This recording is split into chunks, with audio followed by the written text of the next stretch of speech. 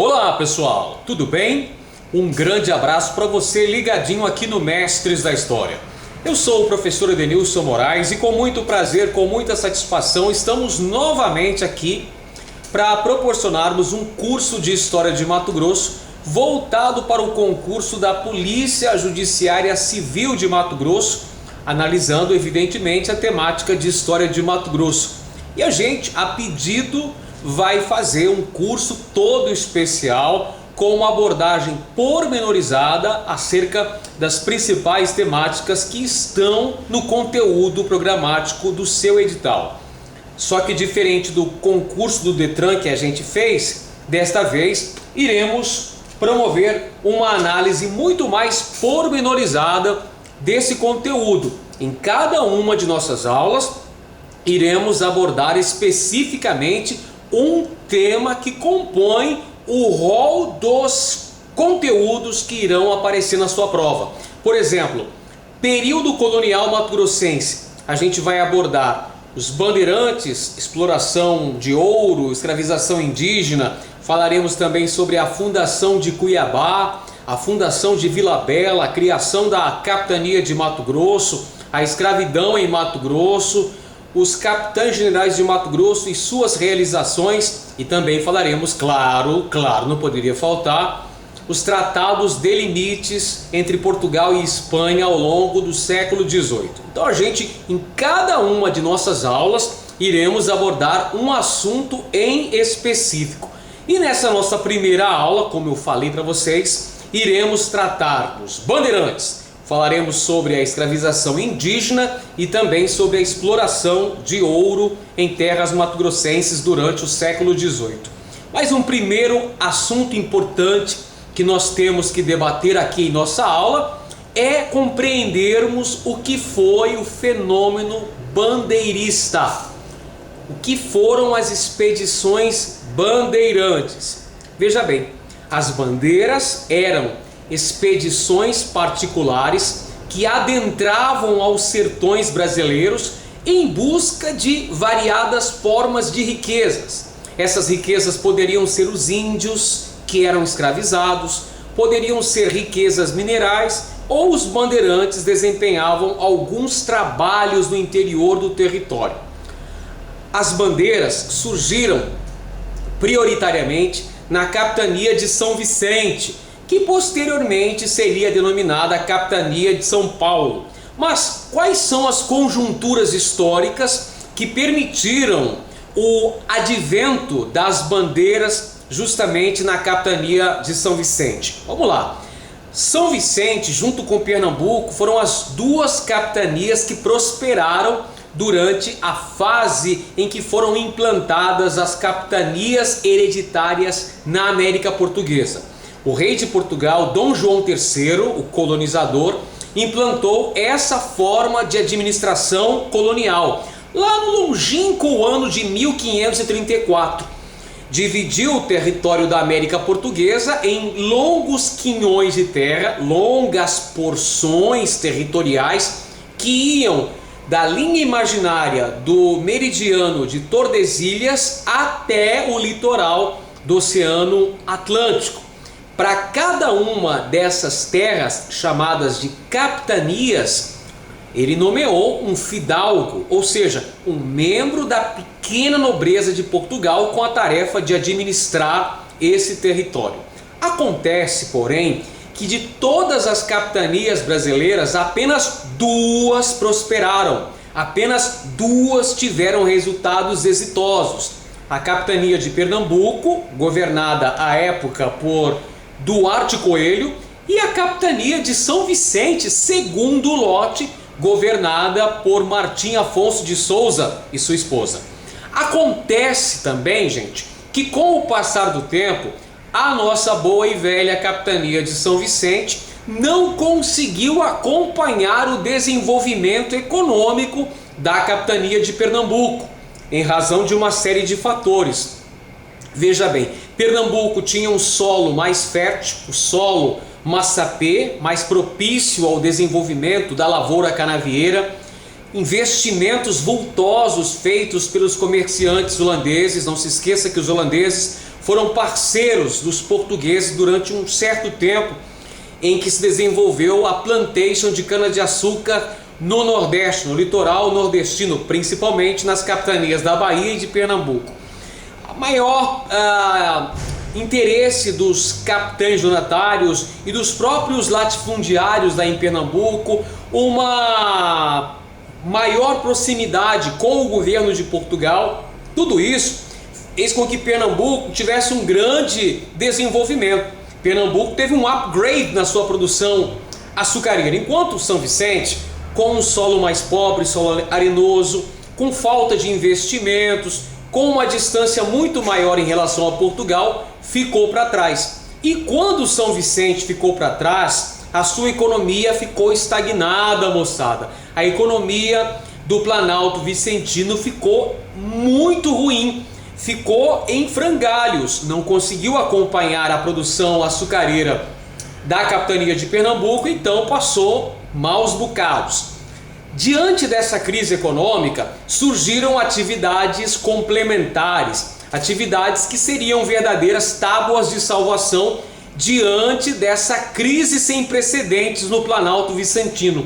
Essas duas atividades que vão surgir como a salvação da lavoura, literalmente, são a agricultura de subsistência, o cultivo de produtos de primeira necessidade que eram consumidos ali mesmo no Planalto Vicentino.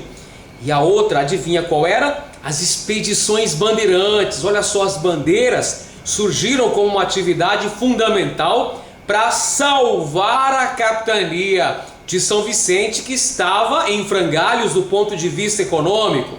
Surgem as expedições bandeirantes para buscar riquezas no sertão, para vasculhar o interior do território e tentar algum din-din, tentar alguma grana, caçando índios, combatendo tribos indígenas ou até mesmo quilombos, ou buscando recursos minerais, ouro e pedras preciosas.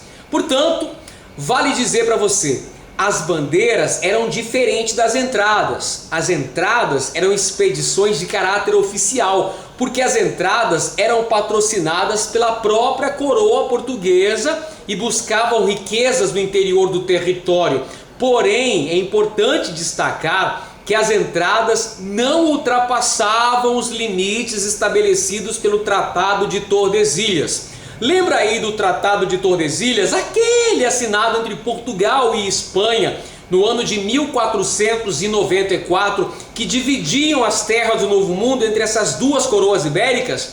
Pois bem, as entradas respeitavam o Tratado de Tordesilhas, ao passo que as bandeiras, meus amiguinhos, as bandeiras eram expedições financiadas pela iniciativa privada, eram expedições, portanto, particulares, iam para o sertão e não estavam nem aí se ultrapassassem os limites do Tratado de Tordesilhas. Aliás, costumeiramente as bandeiras ultrapassavam esses limites, até porque não existia nenhuma placa dizendo ali, né? Aqui termina o domínio colonial português, ali começa o domínio colonial espanhol. Não tinha nada disso. Afinal de contas, o Tratado de Tordesilhas era uma mera linha imaginária, não é? Linha imaginária, é igual o chifre na cabeça de homem. Ninguém vê, mas todo mundo sabe que existe. Bom, pelo menos dizem que existe, né? Assim era o meridiano de Tordesilhas, uma linha imaginária. Os bandeirantes ultrapassavam costumeiramente, inclusive chegaram os bandeirantes até a saírem de fora do território que hoje é o Brasil.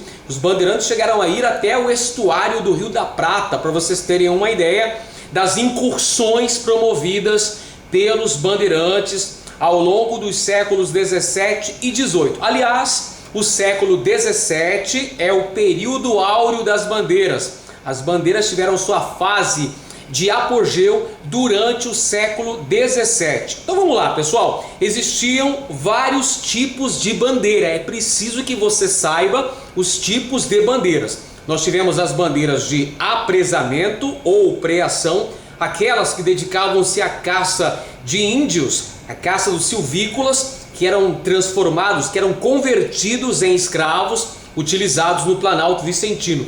A gente tinha também as bandeiras de sertanismo de contrato, que eram aquelas recrutadas pelas autoridades coloniais metropolitanas ou até mesmo por latifundiários para fazer certos servicinhos, né? Alguns trabalhos sujos no interior do território. Exemplo, combater nações indígenas que eram refratárias, ou seja, que eram contrárias ao avanço da colonização. Um exemplozinho para ficar mais fácil a nossa compreensão.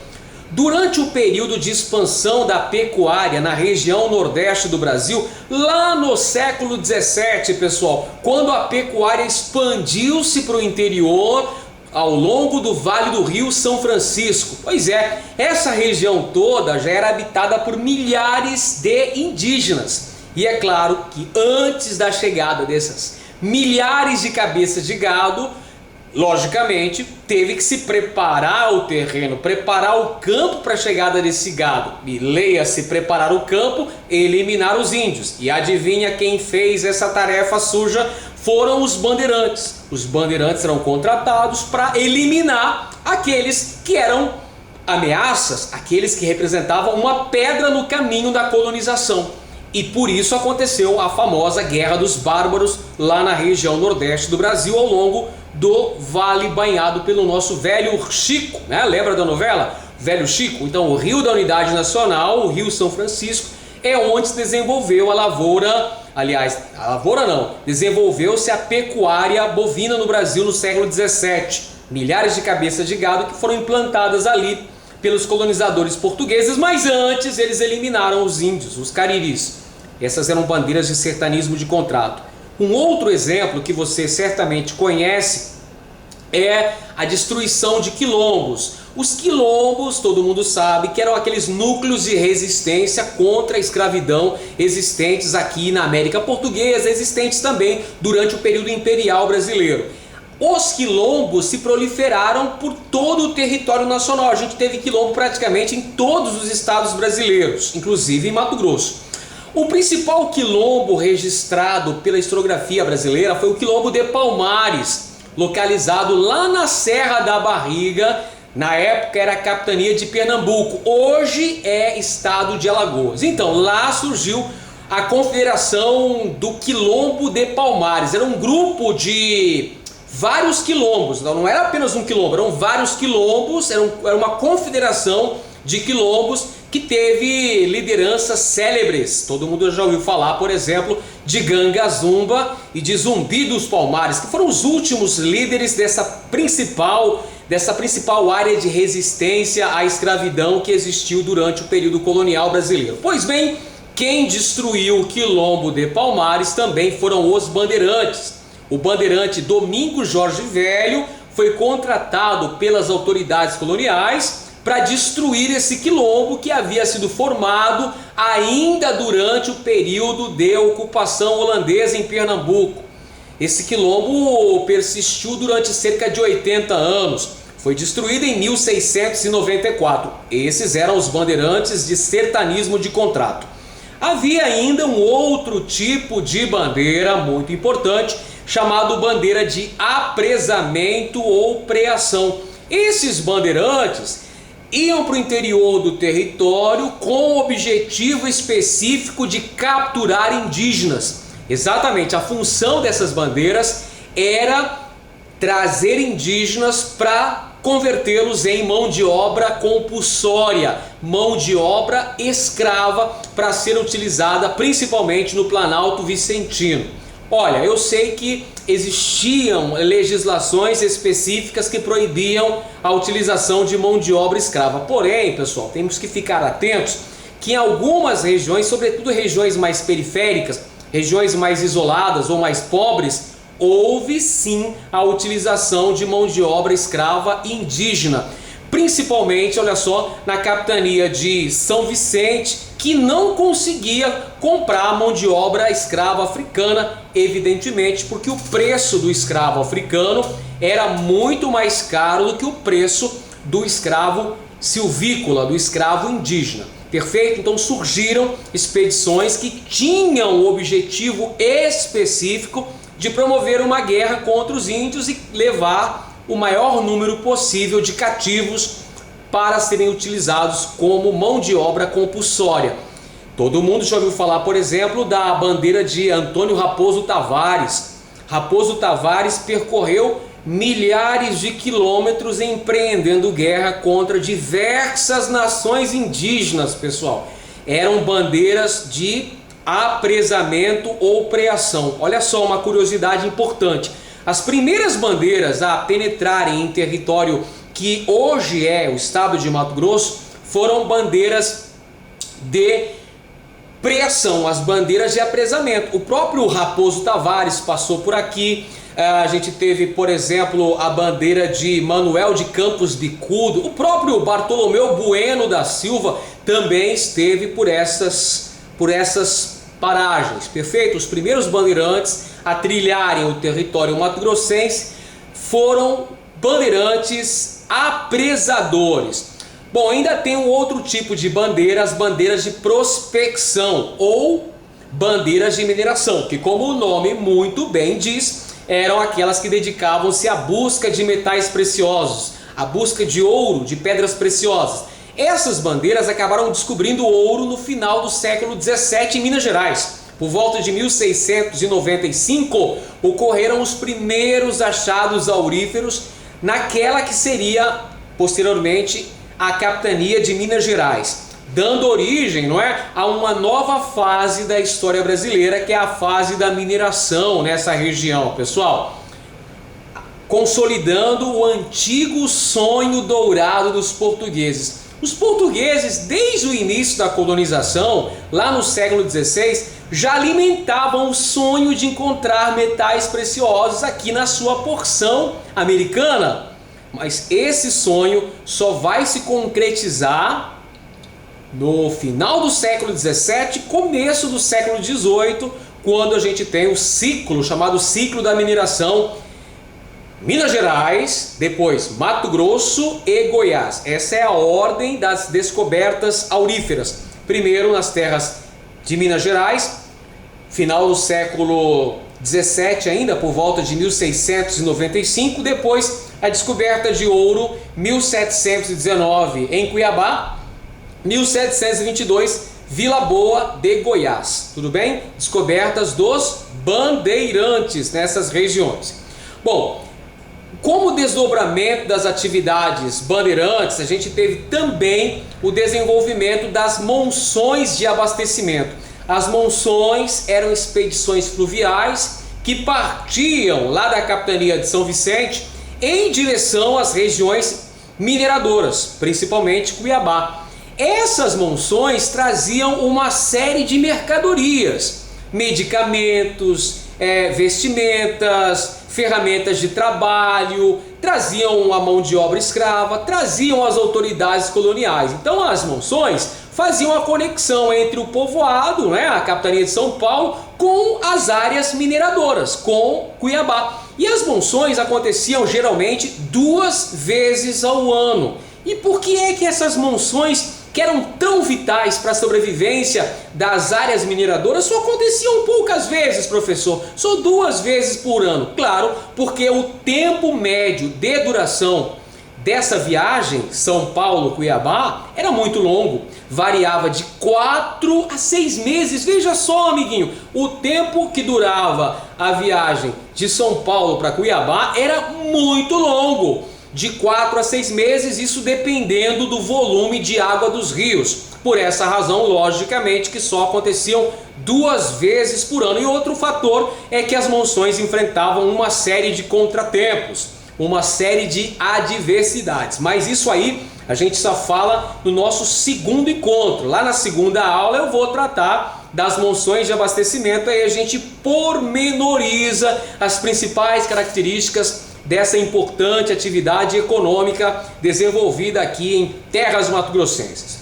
Bom, a gente já entendeu então que as expedições bandeirantes eram expedições de cunho particular, os bandeirantes eram sertanistas. Aí a gente cai numa polêmica que muitas vezes a galera acaba entrando, que é de analisar, o bandeirante é um herói, o bandeirante é um vilão, o bandeirante é um bandido. Não, pessoal, não devemos analisar dessa maneira, não é? Afinal de contas, na história não tem herói, né? Não tem bandido, tem o desenvolvimento das características de acordo com aquele período histórico, evidentemente. Eu preferia conceituar os bandeirantes como homens de seu tempo. Os bandeirantes eram rudes? Ora, se a gente for olhar para valores atuais, a gente vai falar que o bandeirante foi sacana, né? Que o bandeirante foi um bom FDP, porque eliminou as nações indígenas, não é? Os bandeirantes só estavam pensando em riqueza para eles próprios, não é? Porque construiu-se a imagem do bandeirante, de acordo com a historiografia tradicional, de que o bandeirante é o herói, é o pai da pátria, o construtor das fronteiras nacionais. Você vai a São Paulo, você vê lá rodovia Fernão Dias, rodovia Raposo Tavares. Você vai a Goiás, tem rodovia Anhanguera e por aí vai, não é? Você vai no Museu Paulista, na entrada você já se depara com a estátua em tamanho real de 2 bandeirantes, não é? De Fernão Dias, por exemplo, e Raposo Tavares, salvo engano.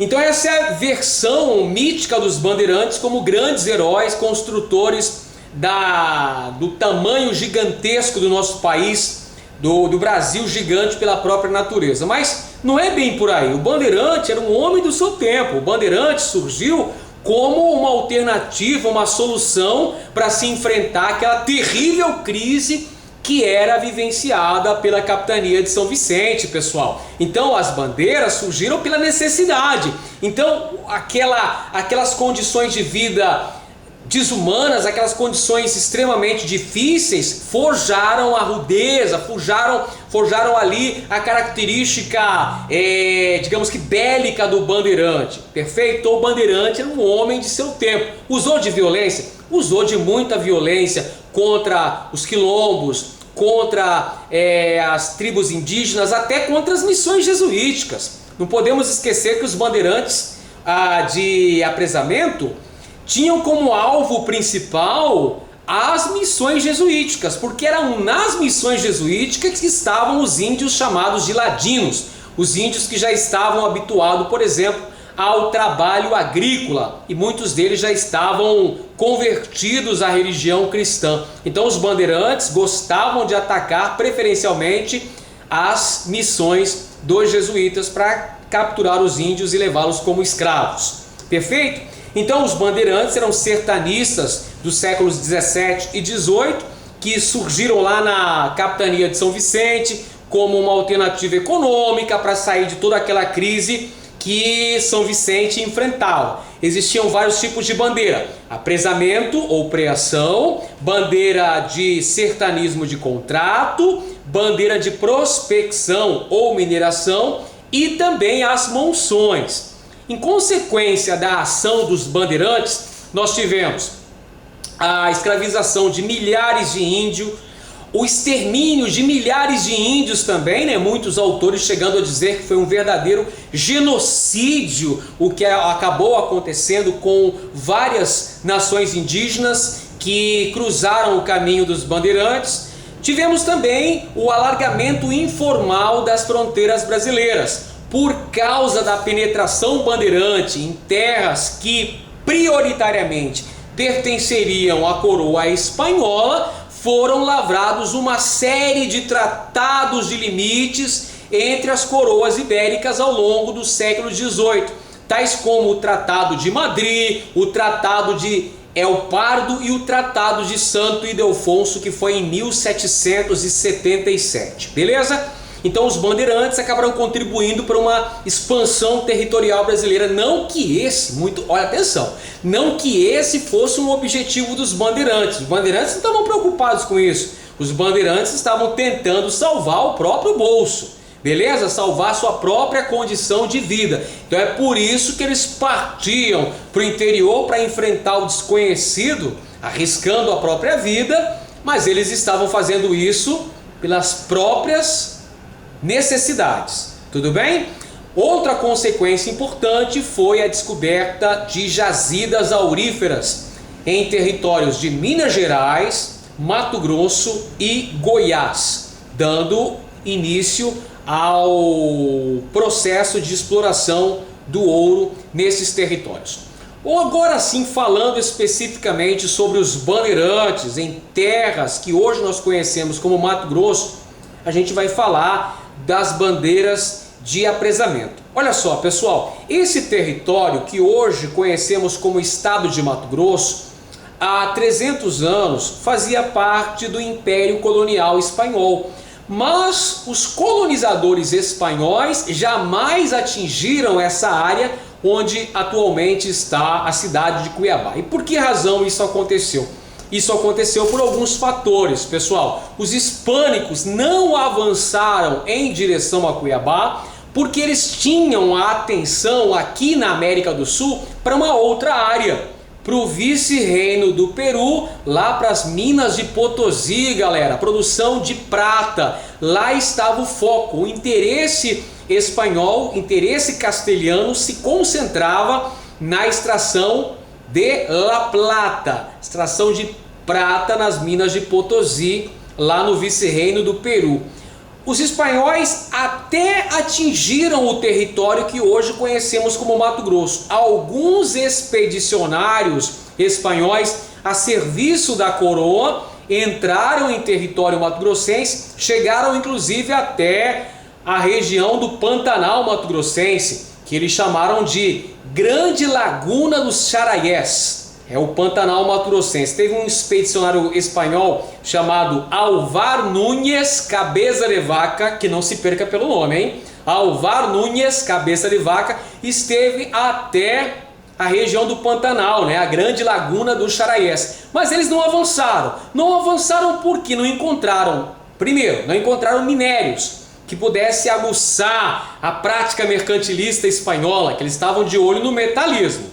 Você está ligado que a política mercantilista espanhola dava muita atenção para a acumulação de metais nobres, ouro e prata. Não é à toa que eles exploravam ouro no Império Azteca, no território do México, e exploravam prata no antigo território do Império Inca, vice-reino do Peru.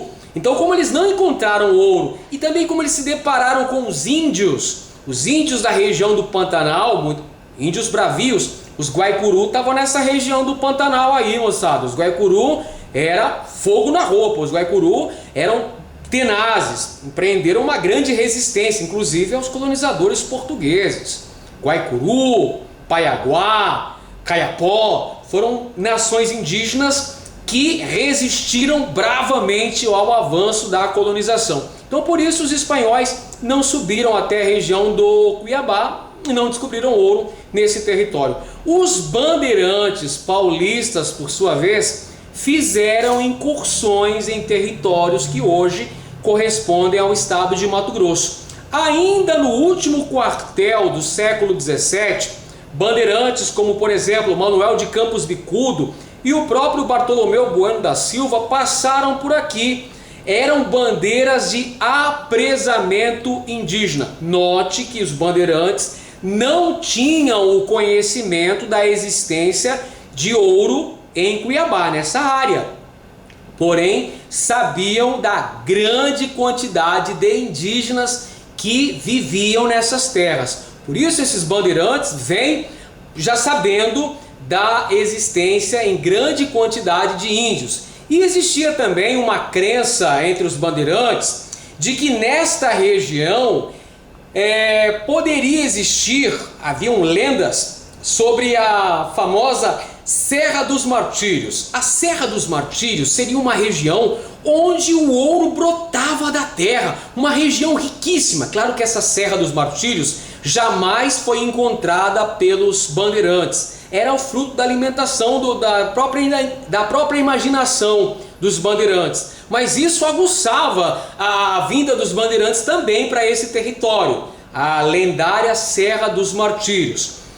Então o Manuel de Campos Bicudo é considerado o primeiro bandeirante em terras mato-grossenses. Ele esteve por aqui com o seu filho, que na época ainda era uma criança, o Antônio Pires de Campos. Acompanhou o seu pai nessas nessas passagens por esse território. Inclusive os bandeirantes acabaram fundando uma localidade chamada Arraial de São Gonçalo Velho, às margens do rio Cuiabá. Surgiu então no finalzinho do século XVII o Arraial de São Gonçalo Velho, que hoje é a comunidade ribeirinha de São Gonçalo. Alô São Gonçalo, alô Flor Ribeirinha, a galera lá da galera do Siriri, né, lá da região de São Gonçalo Beira Rio, a dona Domingas, que comanda lá o grupo famoso que já se apresentou, inclusive até na Coreia. Eles foram fazer uma apresentação na Coreia do Sul, levando aí o Siriri mato-grossense, expressão da nossa cultura popular. Pois é, essa é a primeira localidade que surgiu, o Arraial de São Gonçalo Velho, mas essa localidade não prosperou, viu pessoal? Então não é considerado o primeiro povoado de Mato Grosso, tudo bem? Os bandeirantes, nas suas incursões pelo sertão do Brasil, eles costumavam plantar roças de mandioca, de milho, de arroz. Por quê? Porque eles imaginavam que isso poderia ajudar no caminho de volta, ou até mesmo no itinerário de uma outra bandeira que passasse por ali, teria oferta alimentícia. Os bandeirantes, como eram homens do sertão, os bandeirantes eram sertanistas por excelência. Os bandeirantes eram aventureiros, tinham a exploração no seu DNA. Então eles se alimentavam do que encontravam, não é? De plantas tropicais. Eles usavam também que encontravam mandioca, arroz, milho. O mel era um alimento muito apreciado pelos bandeirantes, a própria rapadura eles gostavam bastante, não é? Então os bandeirantes cultivavam essas roças no interior do território, plantavam essas roças e deixavam ali para na volta poder colher, ou quando outra bandeira por ali passasse, tivesse oferta de alimentos. Então mais ou menos nesse sentido que surgiu o Arraial de São Gonçalo Velho. Posteriormente, já no século XVIII, é a vez de um outro bandeirante penetrar em terras mato-grossenses. O bandeirante Antônio Pires de Campos, que era filho de Manuel de Campos Bicudo. Chegou aqui em 1718, ele já havia passado por aqui com seu pai, ainda no século XVII. Cerca de 20 anos depois, ele volta para essa região e vai combater os índios Coxiponé, os índios da nação Bororo. Então, no rio Coxipó-Mirim, a bandeira de Antônio Pires de Campos vai empreender guerra aos índios Coxiponé. O objetivo então da bandeira de Antônio Pires de Campos, que passou por aqui, por Cuiabá, em 1718, era capturar indígenas. No ano seguinte é a vez de uma outra bandeira, a bandeira de Pascoal Moreira Cabral Leme, o sorocabano Pascoal Moreira Cabral, que traz a sua bandeira para essa região do rio Coxipó, também com o objetivo de capturar indígenas. A bandeira de Pascoal Moreira Cabral veio no encalço da bandeira de Antônio Pires de Campos. O objetivo também era aprisionar os índios Coxiponé. Só que ao contrário dos objetivos prioritários da bandeira, eles enfrentaram alguns contratempos.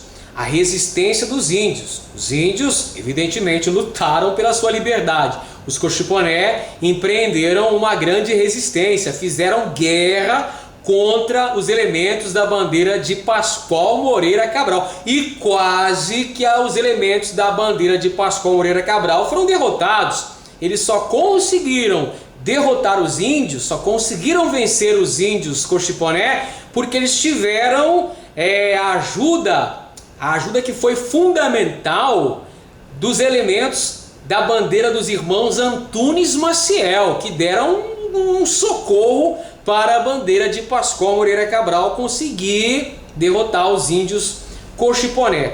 E aí, pessoal, vai acontecer um fato que vai mudar completamente essa história. Um fato que foi ocasional, fortuito, não foi preparado, um fato que foi acidental. A descoberta de ouro nas margens do rio Coxipó-Mirim, em abril de 1719. Reza a lenda que elementos da bandeira de Pascoal Moreira Cabral estavam ali na beira do rio, lavando os seus utensílios, lavando a roupa, e eis que de repente conseguiram encontrar as primeiras pepitas de ouro nesse território. Olha só, estavam descobertas as primeiras jazidas auríferas em terras mato-grossenses. São as lavras do Cochipó-Mirim, em 8 de abril de 1719. Não é por acaso que essa data acabou sendo escolhida como a data da fundação de Cuiabá, pessoal. Na verdade, 8 de abril é a data da descoberta do primeiro veio aurífero em terras mato-grossenses. As lavras do Cochipó-Mirim, de forma acidental, pelos elementos da bandeira de Pascoal Moreira Cabral Leme, nosso amiguinho de Sorocaba. E aí, evidentemente, que com a descoberta de ouro, logicamente, que todo o interesse, o foco principal dessa bandeira acabou se convertendo para a mineração. O objetivo primordial era a captura dos índios Cochiponé, mas com essa descoberta de ouro aí, meu amigo, mudou completamente os rumos da história. Os bandeirantes vão começar a explorar ouro nesse território. Aliás, uma informação muito importante: com a descoberta de ouro nas minas do Cochipó-Mirim, surge o Arraial da Forquilha. Anota aí no seu caderno essa informação importante. Arraial da Forquilha, na confluência dos rios Mutuca e Cochipó. Então, forquilha, pessoal, como se fosse assim, uma forquilha, tá vendo? Uma forquilha, sabe, igual um estilingue? Então, aí a confluência, onde faz o ângulo ali, aí é a forquilha, né? Então, na confluência dos dois rios, Rio Mutuca de um lado, Rio Cochipó de outro. Então, ali se formou o Arraial da Forquilha, erigido em honra de Nossa Senhora de Penha de França. Olha que legal, hein? Veja como os bandeirantes também eram extremamente católicos. Logo que erigiram esse arraial, logo colocaram em homenagem a Nossa Senhora de Penha de França. E os habitantes aí do local, os elementos dessa bandeira, colocaram Pascoal Moreira Cabral como guarda-mor regente dessas minas, desse arraial. Guarda-mor seria uma espécie de delegado, o cara que ia controlar ali a extração de ouro, controlar a questão da justiça, porque você sabe que uma área mineradora é uma área conflituosa por excelência. Só que o nome de Pascoal Moreira Cabral não foi referendado pela coroa portuguesa. A coroa portuguesa acabou nomeando Fernão Dias Falcão para o cargo de guarda-mor regente das Minas Cuiabanas. E quem ficou com o cargo de superintendente das Minas Cuiabanas foi João Antunes Maciel. Muito bem, pessoal. Como consequência das bandeiras, as bandeiras você já percebeu que vão dar início ao povoamento branco, ou seja, vão dar início à colonização das terras mato-grossenses no início do século XVIII. Anota essa informação importante, essa pode cair na sua prova. Então, como consequências diretas das bandeiras, nós podemos elencar a descoberta de ouro. Primeiro, as lavras do Cochipó-Mirim, 1719, pelos elementos da bandeira de Pascoal Moreira Cabral. Segundo, as lavras do Sutil, ou Minas do Sutil, que foram descobertas em 1722 pelo bandeirante também sorocabano. A galera de Sorocaba descia em peso para Cuiabá, hein? Miguel Sutil, descoberta das Minas do Sutil, ou Lavras do Sutil, na região do Córrego da Prainha, afluente do rio Cuiabá. Então, descoberta de ouro é uma consequência.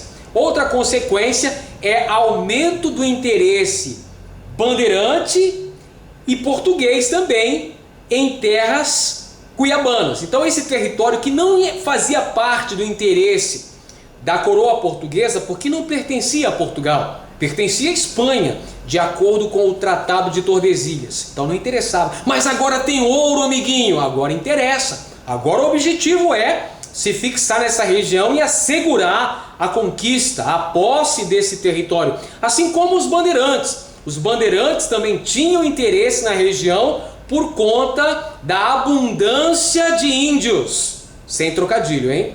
Por causa da grande quantidade de índios, os bandeirantes tinham interesse nesse território. Agora, com a grande quantidade de ouro também, é aí que aumenta ainda mais o interesse paulista no território e o interesse metropolitano também.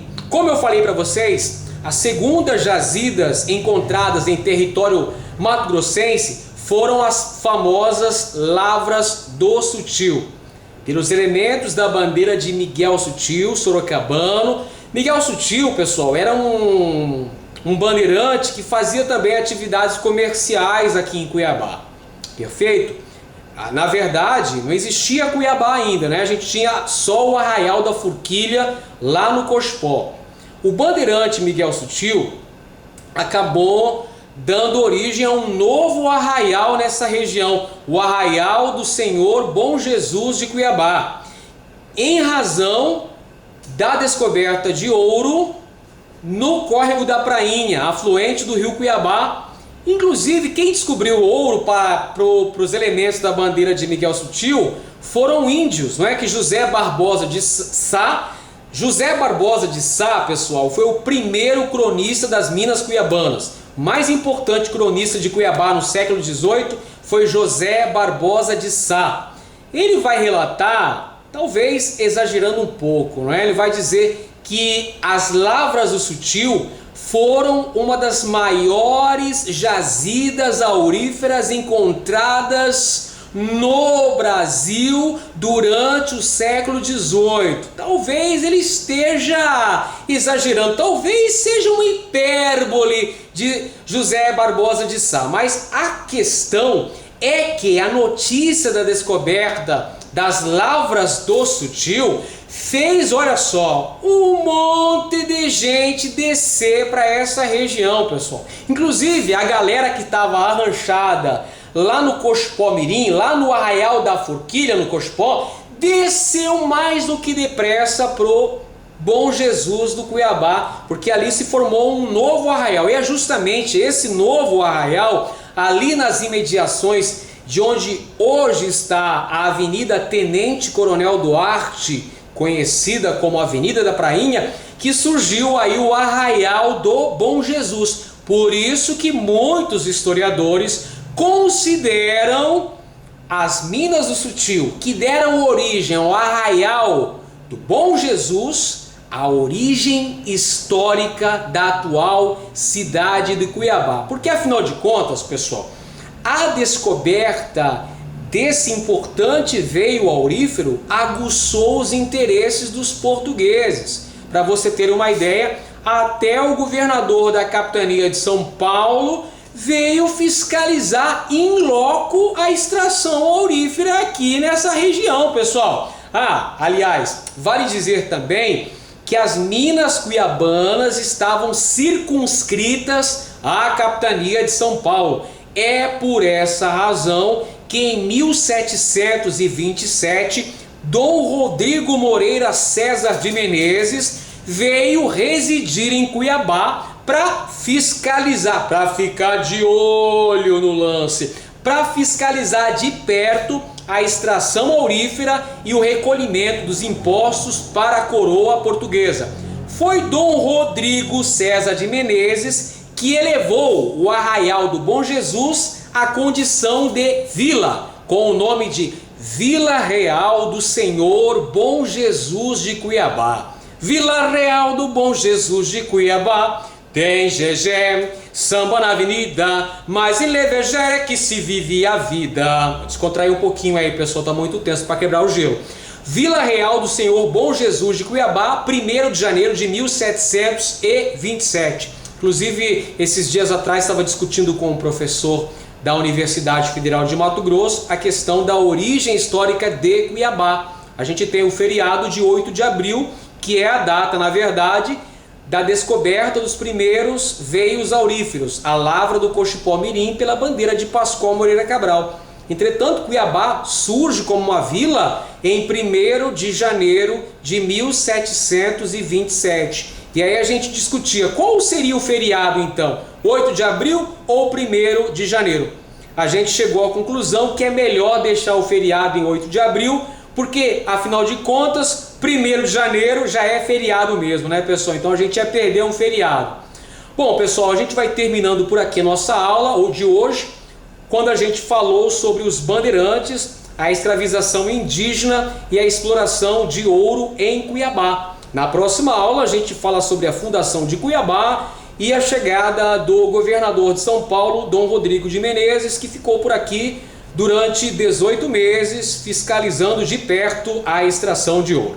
Um grande abraço para você. Se você gostou, não se esqueça de curtir nossa aula, compartilhar nas suas redes sociais, porque isso fortalece o rolê e ajuda a gente no nosso trabalho de divulgar conhecimento para você que está se preparando para os concursos que tem a temática de história regional, para você se preparar. E se você não tem material, manda um e-mail para mim que eu vou remeter esse material gratuitamente para você. Tudo bem? Um grande abraço para todo mundo e até a próxima aula.